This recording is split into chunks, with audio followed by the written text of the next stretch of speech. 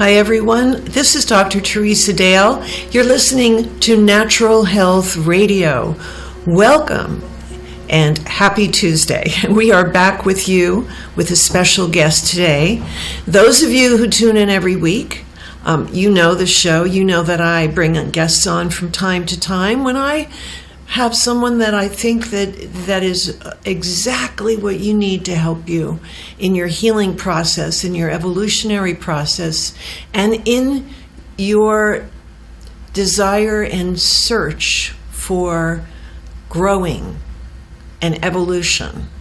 And oftentimes, evolution of our body is something that can happen if we do the right things for it. So I want today to bring you some information about different ways to evolve your body, stay younger, be healthier, and to be able to manage all of the different things that we get exposed to during our lifetime and during, especially as, you know, in the last 20 years, we've had so much stuff to handle with pesticides in our foods and GMOs and glyphosate and all of these different things that our body can become toxic, and we could have symptoms, and we don't even know why we're having symptoms, but we could have symptoms that involve us feeling tired, achy, bones hurt, getting subluxations or vertebrae out of place easily and difficult to put back in place. We could have all kinds of toxicity that affects our physical health. And so on Natural Health Radio today, for the first time, I'm going to introduce you to the gentleman sitting on my right, and his name is Rich GoodStein, and he is a certified advanced Rolfer. Hi, Rich. Hello. How are you? I'm good. Thank you for having me. Yeah, thank you for being here. So we are going to give you lots of great information today and make you aware of Rolfing. Rolfing is something that I have done for many, many years, going back some 35 years when I initially did Rolfing to help me out of very bad physical conditions. And, you know, I haven't consistently done it for 35, 40 years, but I do it from time to time to get my body back into shape. And what I wanted to ask Rich today was about how you first got started into Rolfing and why you chose this field. And what it is. I mean, it's structural integration, but what does that mean? And why are you so passionate about this? Well, there's a lot of questions. Yes, it is. I'll start at the beginning. So my background is psychotherapy, and I worked as a psychotherapist at a graduate school and realized that sitting and just talking to people wasn't really working for me. I don't think it was working for my clients either. And having studied Gestalt and psychodrama, I became very interested in somatic psychotherapy, the whole role that the body plays in the development of who we are as people. And I became more actively involved in working with my clients in what we were, actually it was a group room, and we would move around, and we would, I'd let my clients actually experience physically manifesting whatever they were feeling, and actually people got better. And I met an interesting gentleman, his name was Ron Kurtz, who started a form of therapy called Hakomi. And I learned a lot about Reiki and psychotherapy through Ron Kurtz, an incredibly brilliant psychotherapist.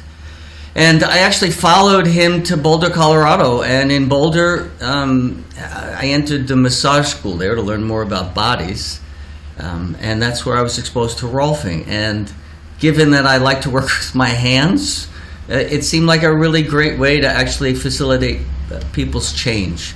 People would become healthier, to shed the restrictions of whatever happened for them as they were growing up, whatever age they might be, that the flight, fright, or freeze mechanism in our nervous system actually creates incredible restriction. I'm not even talking about injuries that you might have. I'm Right. talking about Emotions, the whole yeah. psychological component of it, and that actually creates these bands of restriction in our connective tissues. There are many connective tissues, and there's ligament, tendon, cartilage, bone, blood is connective tissue, and there's this fabric that's everywhere in our bodies called fascia.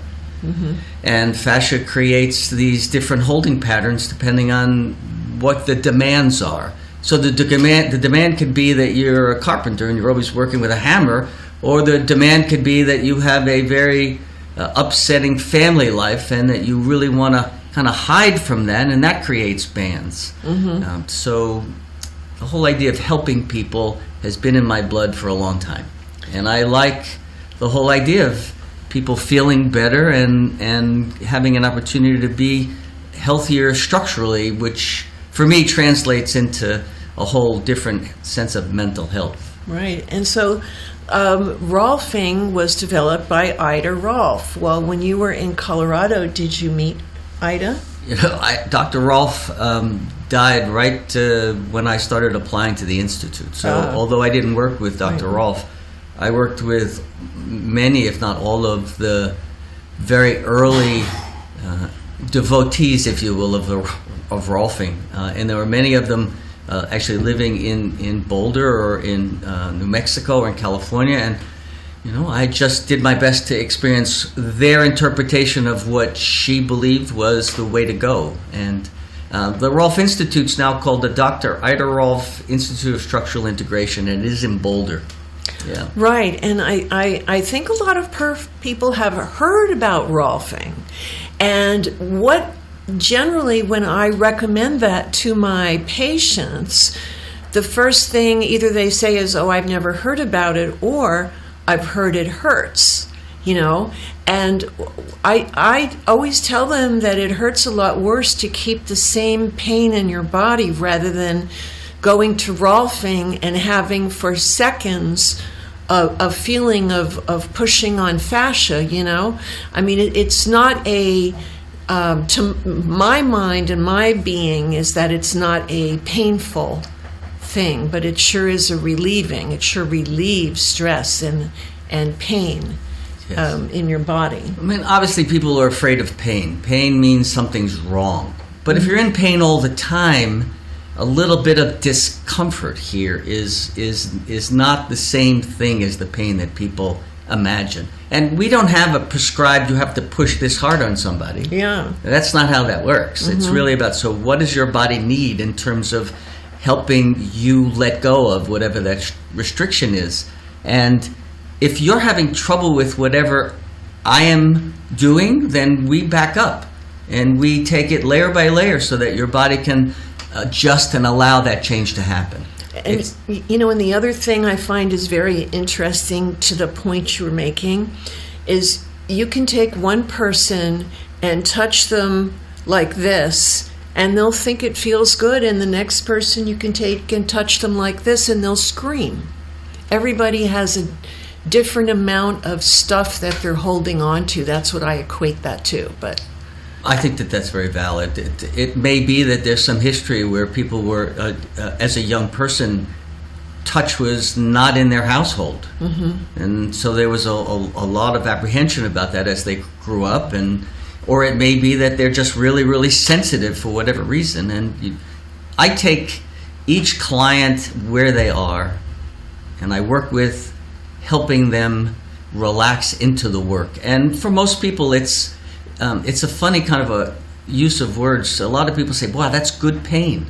That's good pain. That feels really good. That feels like the itch I always wanted to reach and get to. So pain is, it shouldn't be the deterrent for people to actually change their bodies. Well, the whole thing is, I think if you're focusing on the negative, you'll get the negative. I think if you go to experience Rolfing with an understanding that it puts your body back into structural alignment and is phenomenal for your cranials, your sacral, the whole 9 yards, everything.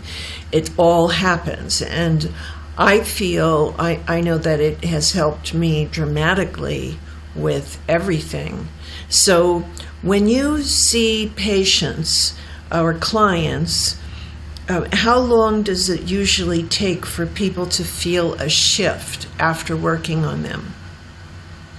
Well, that's a tough question to answer. You could feel it within 10 minutes, or you could feel it after 3 or 4 sessions. It just depends on how open and available people are and the kind of change that's required and the history that they have, both the physical, emotional, there's a biochemical in terms of diet. I mean, all of that plays a role in how much letting go people can allow to happen. Well, I think that's a very valid point, and something that you may, all of the people on there today, you may want to take a look at is how open are you to letting go of the past, of the things that you're holding on to, and that I think that's a really valid question to ask and something for you to consider. But I know that Rolfing, if you go to a certified advanced Rolfer, and I am stressing that because you need someone who's worked on a lot of bodies. That's my opinion, right?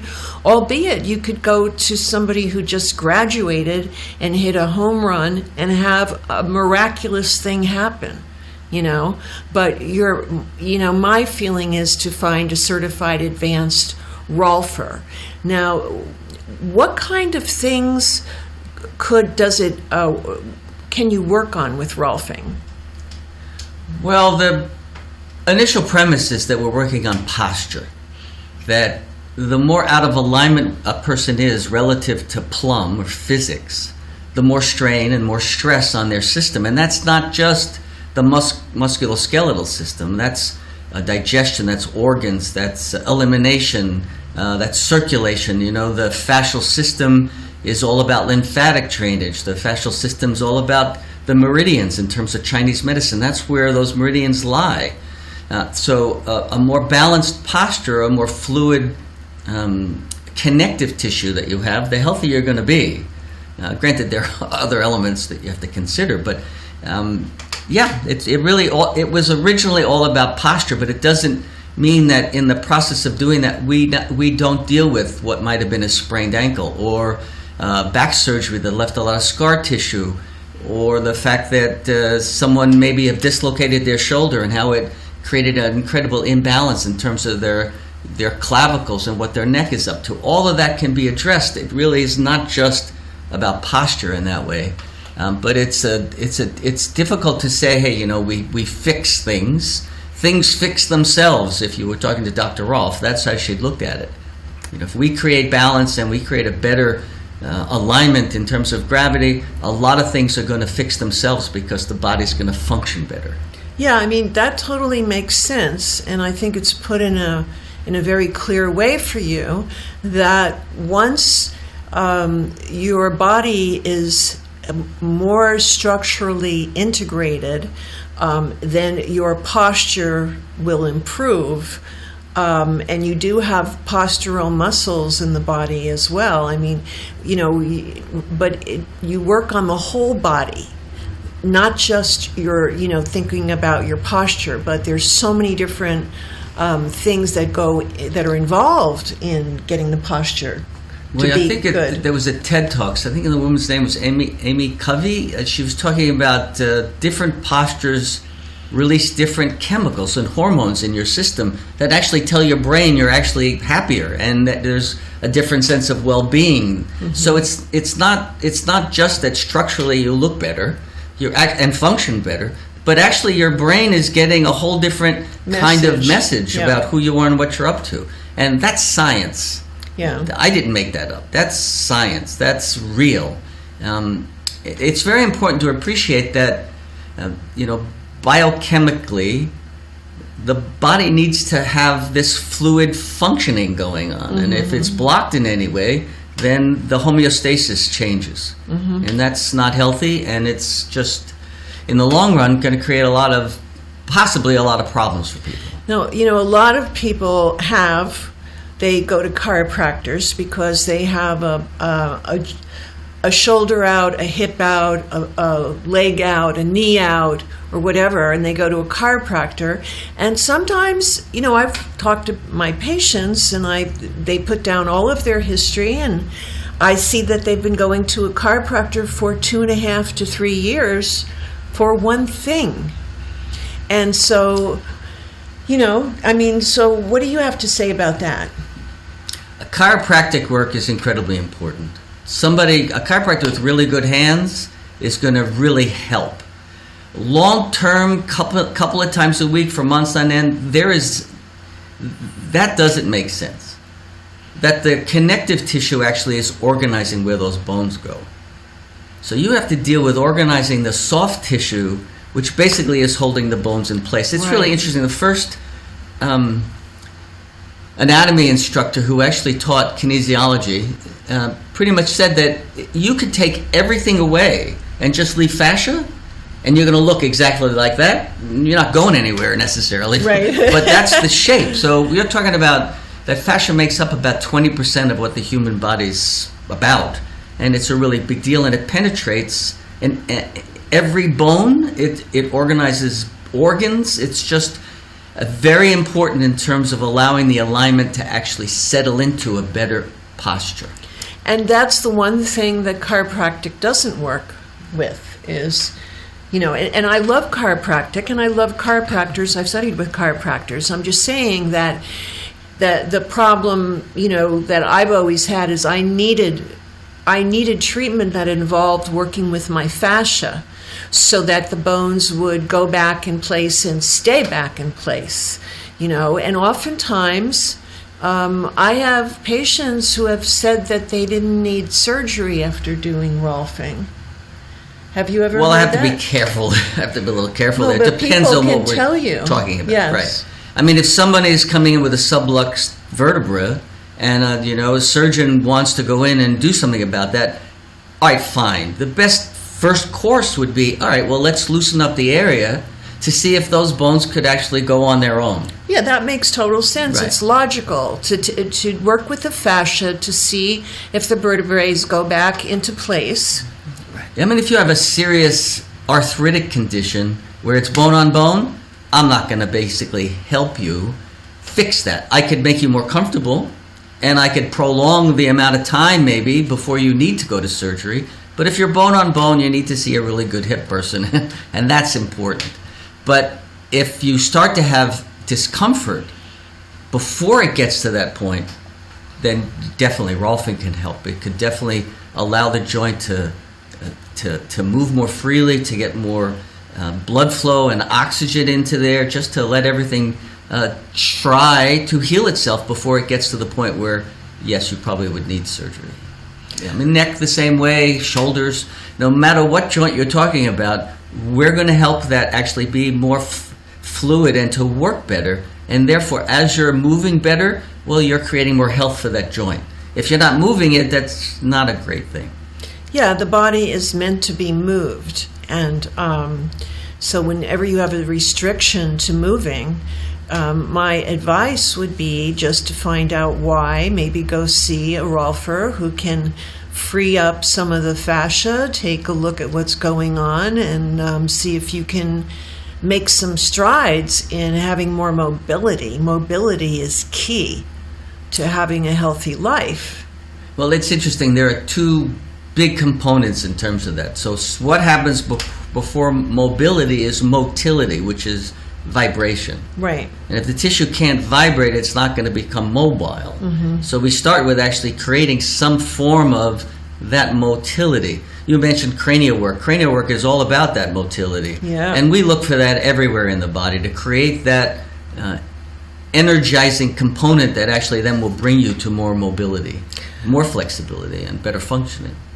You know, and there are many different professions that do cranial sacral, where they just do cranials and they just do your lower back sacral. But there's a whole lot of stuff in between here and your lower back. So I always find that what I love about Rolfing is you get into the fascia in different parts of the body, the whole body, not just always one part of the body. And then afterwards, before you're done, you do your cranial sacral.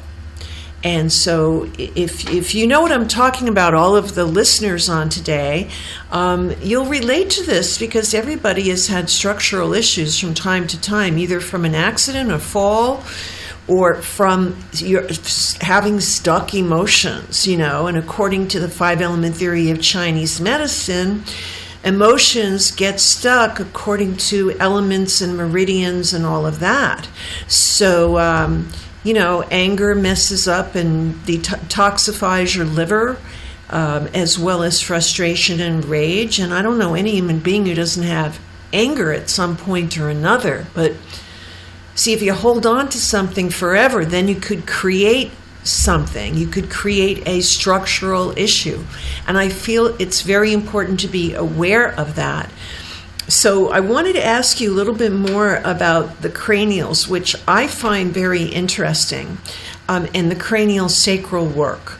When you're doing cranial work, we've heard a lot of communication, many of us, about the pulses, right?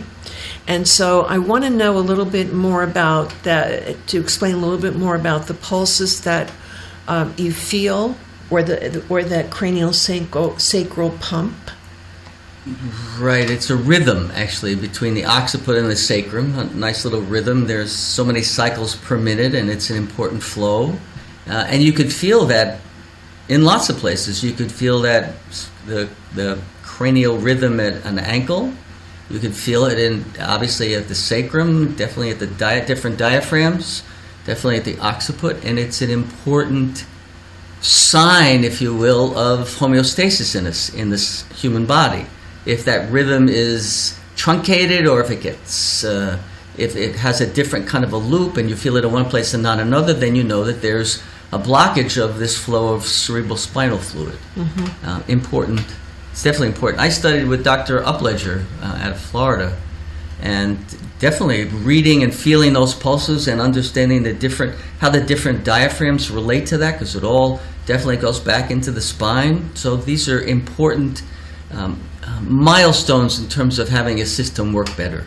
Oh, right. And those are all the things that you want to have your health provider think about before they touch you. It's not, to me, and I'm very careful with who I go to and allow to work on me. I'm very, very careful, because I've had sometimes a person who thought that one leg was shorter than the other and needed to be pulled. That's all they wanted to do is pull my leg. And, that can be great. But on the other hand, it is not really dealing with the reason as to why that is like that.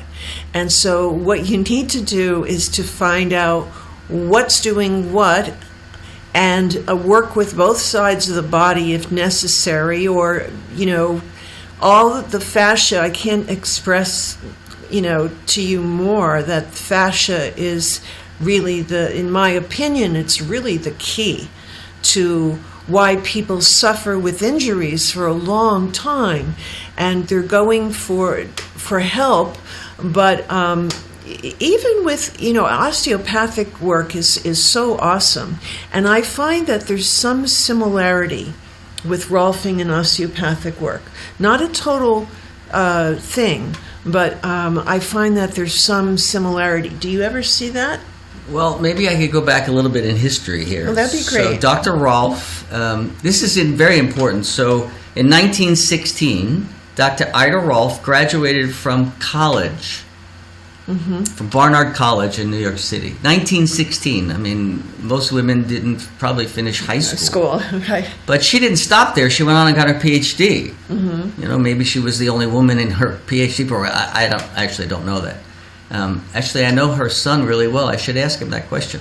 And her degree was in biochemistry, and she spent a lot of time over a microscope. And of course, after years worth of being over a microscope, she developed her her issue, her big issue, which was spinal arthritis. At least that's what they called it back then.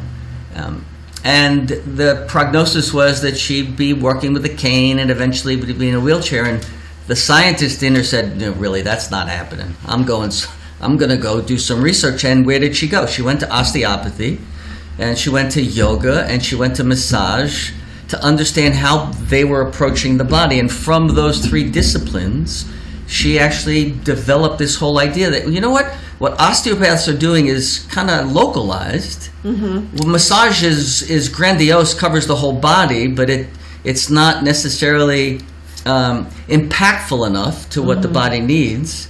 Yoga, asanas, actually have a great theory about how you take layer by layer to unlock, like peeling the onion, how to unlock the system and then rebuild it. So if you put those three different concepts together, that's where Dr. Rolf got her ideas. And what happened was she had her son, her youngest son, Richard, work on her with the concepts that she had. She got better. She worked on him. He got better in terms of what his structure was about. And then the neighborhood witnessed this woman walking better, living better, and you know what? People started knocking on her door. And that's how this whole discipline evolved, where she started actually working on people, and people got better. In fact, the logo that the Rolf Institute has used forever is this silhouette of a boy, not so nicely aligned and then aligned. And that was a real person. That was a real child she worked on, and yeah. And you can use Rolfing it brings to children. You can use... Oh, I've worked on infants. I mean, I have 2 children. I have a grandson. I've worked on babies a couple of minutes old to a couple of months to a couple of years. In fact, it's something that the Rolf Institute has taken on in a big way, Rolfing children. You get kids really early on, you could create a whole different trajectory for what their life is going to look like. Absolutely. I mean, think about that, everyone. I mean, think about that. If you have a child who has pain or some structural issues, or even a lot of emotional issues, or even neurological issues, right? I would get them to a Rolfer, do some good cranial sacral work, work on the fascia and do all of that. It's a very simple, holistic, whole thing to do that is non-toxic, will help pretty much anyone, because in human beings we always have something that we're working on or something that we're dealing with in life, and we need to make sure that we take care of ourselves. So do you find that there's a limit of any kind of something that Rolfing isn't good for? Ouch. I'm asking. I know you are. Rolfing how much isn't time do good we have for? left? 21 minutes. 21 minutes? Thank you. Okay. I'm sure there are conditions.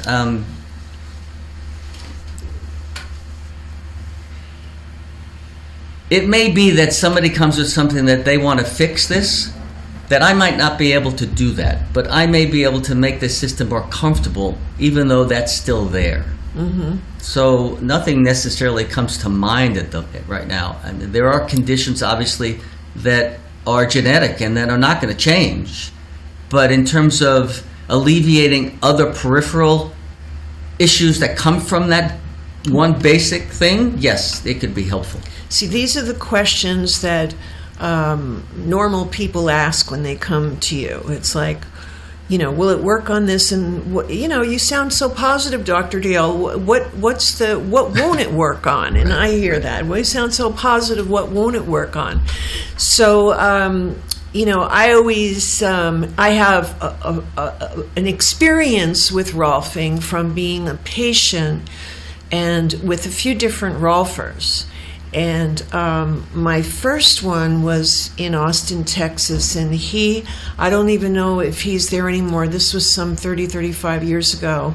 And he basically saved my life from, needing to get surgery. And because I was in a car accident and my car rolled, and it was luckily in one of those old Volvos that was like a tank, and so it rolled over and it landed on its hood, and they got me out and wanted to take me to the hospital because I couldn't move my neck or my shoulders. And I said, no, don't take me to the hospital. Take me to this address. So I had them take me to my Rolfer. And in an hour and a half, everything was fixed. Now, I'm not saying it always works like that, but I'm saying that in an hour and a half, it took me from not being able to move my neck without excruciating pain after being in an accident to having free movement in an hour and a half without pain. I can tell you that as a fact.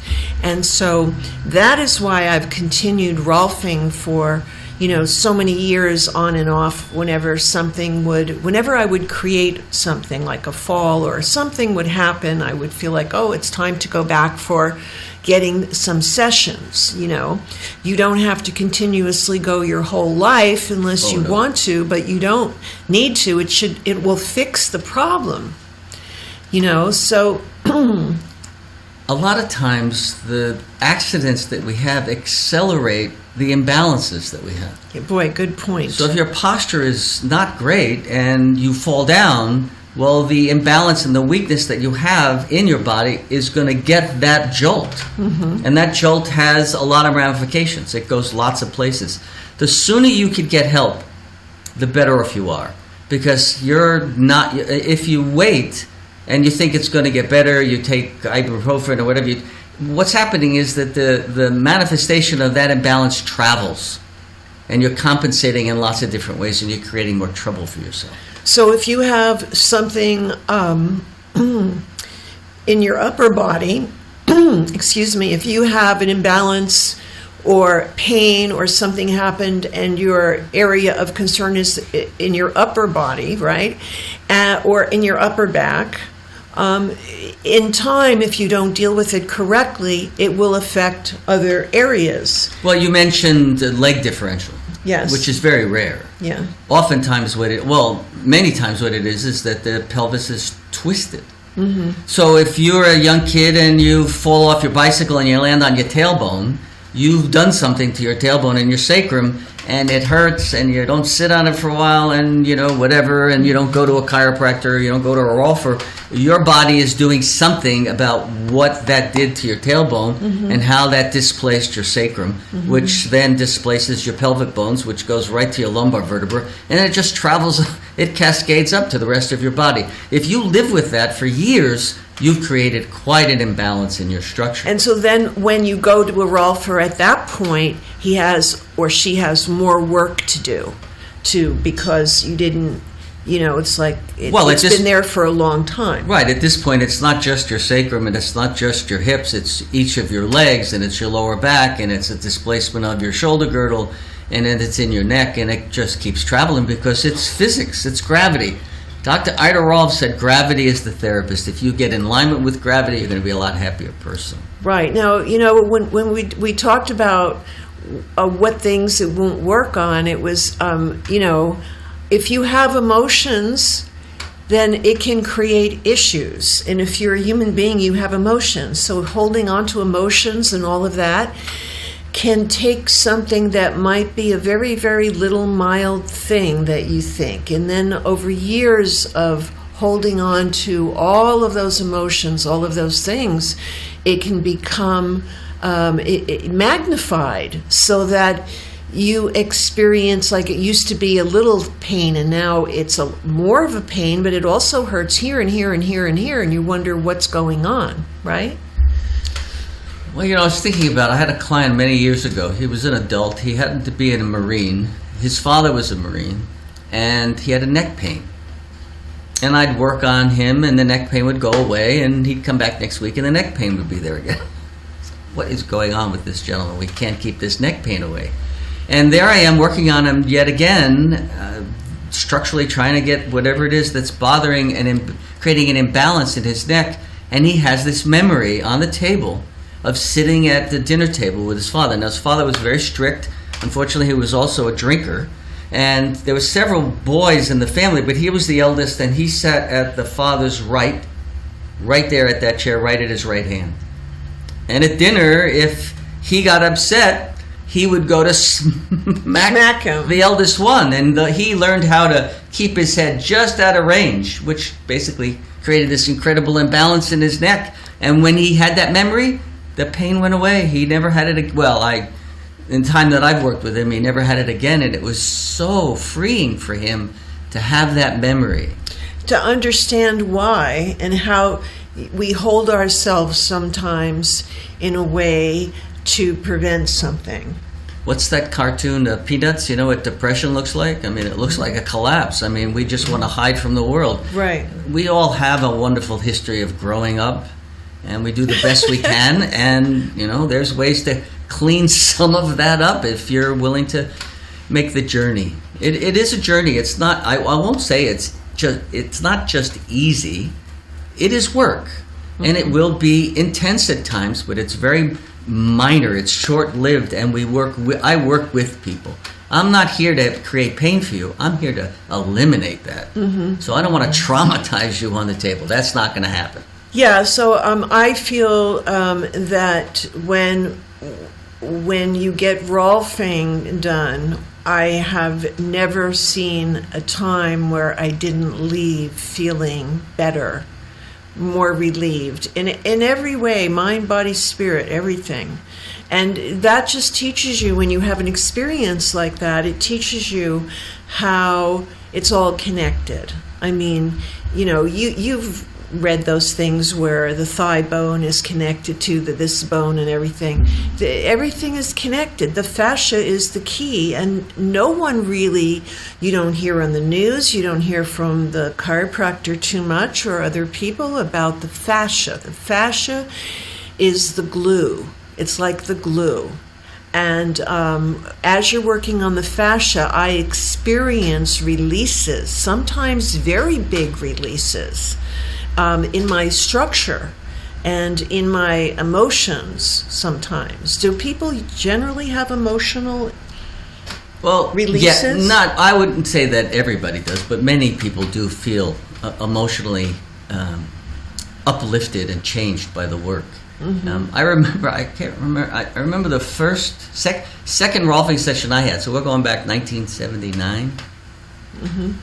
Gentleman was his name was Tom Wing, wonderful man. He was working on my ankle, and I could feel my neck change.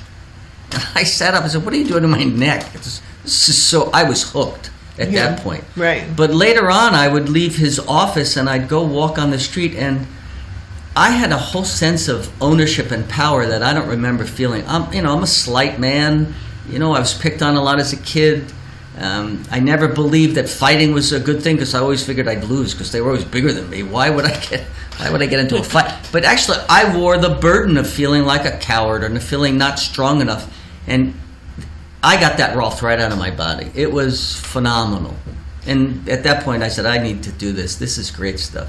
And those are the kind of changes that I think anybody can experience. And I feel everyone, no matter the age, and sometimes people say, oh, I can't be helped, I'm too old, they tried everything. I go, well, have you tried Rolfing? It's like, because I feel that by doing this, your body makes leaps and bounds towards great structural integrity, towards balance, and towards getting the body to release old stuff that's been there for your lifetime. Sometimes, like you were saying, is the gentleman who was sitting next to his father when he was a kid, and he would go to hit him and he moved his neck so he couldn't reach him, and that created a neck problem. So think about that. I think it's a very, very telling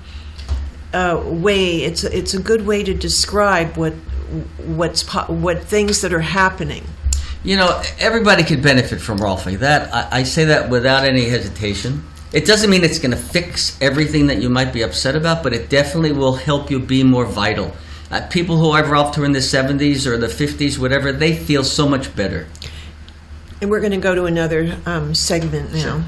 Sure. This is Natural Health Radio with Dr. Teresa Dale, your host. And this is using food as medicine. Just come right in here. And we are going to talk about food as medicine. And if you think this doesn't have something to do with Rolfing, then there's a mistake, because it does. And we're going to ask Rich about that. How does food relate to the structural integrity and alignment of the body? Well, I think about responsivity. So if you're toxic, if your diet is really toxic, your tissue is going to be toxic. It's going to be uncomfortable. You're going to actually have more soreness and ache as a result of that. And that is not healthy. That's definitely not healthy. And that it's directly about food. Whether you're allergic to food or you drink too much or too much sugar, whatever it is, that's, so here's this petri dish that you are. You throw all this wonderful food in, then you're going to be a lot happier. If you put things in that are toxic and that are hurting you, it's going to hurt your circulation, which is going to affect your posture. It's going to affect the neurology, which is going to affect your posture. So it just goes on in terms of food is medicine. There's no doubt about that. I mean, you hear that so much more these days, thankfully. But a lot of chiropractors have gone to applied kinesiology to understand muscle testing, to find out what systems are and aren't working, and to look at people's diets to understand that then affects alignment directly. So food is incredibly important. People's diets are incredibly important. And I feel that this is where you get the inflammation from, not only from your emotions, but also from your diet. If you're eating inflammatory foods and you're in pain, well, there's a sign here. Stop eating inflammatory foods and understand what inflammatory foods are. We talk about that all the time. And yes, I can muscle test you easily to determine what foods are inflammatory, but I don't have to do that. I can tell you what foods are inflammatory. Everybody's a little bit different. But if you look at your basic inflammatory food group, it should be its own food group. And we're talking about dairy. We're talking about cheese, milk, butter, eggs. Eggs are not dairy, but eggs could be an inflammatory. Lots of people have sensitivity to eggs. Lots of people have sensitivity to meat or to gluten. Gluten could be an inflammatory product. So if we avoid inflammatory foods, it's possible that our body could be less painful by tomorrow. So if you started right now, knocked off and stop eating the inflammatory foods, then by tomorrow, the same time, you could have less pain without taking any drugs or anything. Just that one thing. So I feel that when people do something as important as Rolfing, as important as, working on your body, you want to work on body, mind, spirit. You want to work on food, using food as medicine, eating things that they should have an inflammatory index. That's the one thing they don't have. If it was an inflammatory index, we're talking about foods with glyphosate on them, like Roundup, so that could be non-organic vegetables, non-organic meats, and definitely it's dairy products and sugar, okay, white sugar, even too much cane sugar could be an inflammatory. Gluten. Okay, so those foods are higher, I would say, on Dr. Dale's inflammatory index. And that's from seeing people really help themselves. And sometimes food is the first thing people want to do. Okay, and then they see a difference. Sometimes they're so in such pain and in such depression that the first place that they can start is food, okay? And then from there, they could go to Rolfing. So the other question I wanted to ask you, can you tell by working on a person what kind of foods they eat? Well, I don't know that I could tell what kind of foods, but I could tell whether they're toxic or not. If people are really dense and hard, sometimes people have It's not just body odor. There's a oil on their skin that tells me a lot. In the past, it used to be smokers. You could definitely tell a smoker by the Right oil. on their skin. Right, yeah. But what I was going to say is that actually anything can become an addiction. If you eat the same things over and over and over again, you're going to create an allergy in your system. Mm-hmm. The more diversity you have in your diet, the better off you're going to be. But I could tell whether or not people have a clean diet or not. Mm-hmm. Yeah. By the amount of density to their... Or the amount of inflammation that they feel, or how sensitive they are to touch. Right. So we have, how many minutes do we have left? 4.5. We have 4.5 minutes left. Okay, and at this point, I'm just going to say to you in 4.5 minutes, when we want to get another session in real quick, and it's a good thing. Where the politics for health. This is Natural Health Radio with Dr. Teresa Dale. This is your health, freedom, and politics. And politics for health. And the interesting thing is you've been watching all of the people that are running for president and listening to what people are saying. And the thing that I honestly feel is that from what they're saying, we have absolutely no idea of really who they are, what they would do, and if what they're saying is just to get you to like them, or is it something they're really going to do. We have no idea. So I don't see how anybody can form or judge an opinion about anything we're hearing. I am hearing one person that I have watched consistently over years, but this week I heard Bernie, might have been yesterday, I heard Bernie on TV, Bernie Sanders. And he talked about Medicare for all, saying that you could still go to your doctor. You could still use natural medicine if that's what you want to use, or it just felt like it was like you could still do what you're doing now, and that's great. But what I wanted to hear was we are going to include natural medicine hospitals like they have it in India. There's 112 homeopathic hospitals in India. Natural medicine, and that's only homeopathy, only. Because you only need that, really. And then, in Germany, there's, in France and Switzerland, there's homeopathy and herbs in hospitals because it's government-run healthcare. That means they want to get you well and out so it doesn't cost too much money. And so they're going to use things that are more conducive to healing, which are not medications and drugs, unless you're in an emergency, a car accident or something like that. But I haven't heard Bernie say that yet, and I would love to hear him own up and talk about his opinion of what should be included in natural medicine. And if you feel that way too, then you could go to their website and send them an email and see if they get back to you, and then let us know on Natural Health Radio and we'll talk about it. So I want to thank you. I think we're out of time just about, right? Wrap it up. Okay, thank you so very much. It's very wonderful to see you again. Mm-hmm. And so I want to thank you all for being with us today. And Rich, I'd like to have your phone number or your website, whatever you like. Well, it'd be richgoodstein.com, and everything's on there. Rich GoodStein, and that's GoodStein.com. And you can find all the information you need about Rich and where he is and what he does. And I want to thank you so much for being with us. You can go to wellnesscenter.net, www.wellnesscenter.net, if you need any help or you want to send us an email or give us a call. Thank you. We'll see you next week on Natural Health Radio. Bye-bye for now, and many blessings to you.